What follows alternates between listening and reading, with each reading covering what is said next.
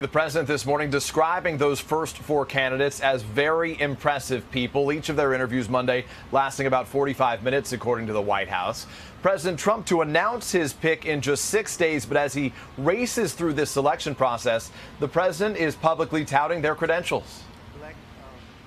President Trump zeroing in on his Supreme Court pick, delivering a reality TV-style tease about his short list without revealing any names. I interviewed and met with 4 potential justices of our great Supreme Court. They are really incredible people in so many different ways, academically and every other way. Those first 4 interviews, according to the Washington Post, all appeals court judges: Amy Coney Barrett, Brett Kavanaugh, Raymond Kethledge, and Amul Thapar. The president saying he'll have 2 or 3 more interviews this week before his announcement Monday, kicking off the Senate sales pitch. Already dominating the debate, the future of Roe v. Wade, the landmark abortion rights decision.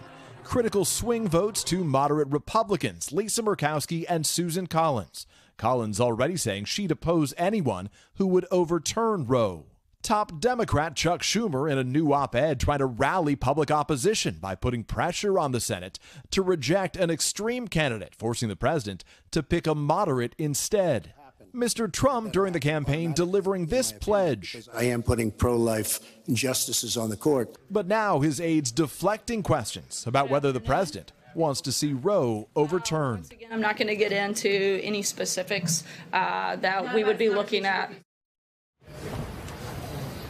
Peter, we also know now 3 weeks after the summit with North Korea, President Trump and the administration still focused on denuclearization in North Korea. He's got another planned meeting in his administration with its leader. What more can you tell us?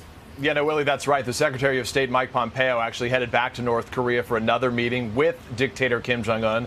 The White House saying he's expected to arrive this Friday for what's to be a 2-day visit. This is the first face-to-face follow-up with the North Korean leader since that sit-down in Singapore. And it comes as multiple U.S. officials tell NBC News that they believe the regime is trying to deceive the U.S. about its nuclear stockpile, that it's actually making more fuel at multiple secret sites in recent months. The White House not confirming or denying that, just insisting that they believe they are still making progress. Willie? All right, Peter Alexander at the White House for us. Peter, thanks. Hello, Today fans. Thanks for checking out our YouTube channel. Subscribe by clicking that button down there and click on any of the videos over here to watch the latest interviews, show highlights, and digital exclusives.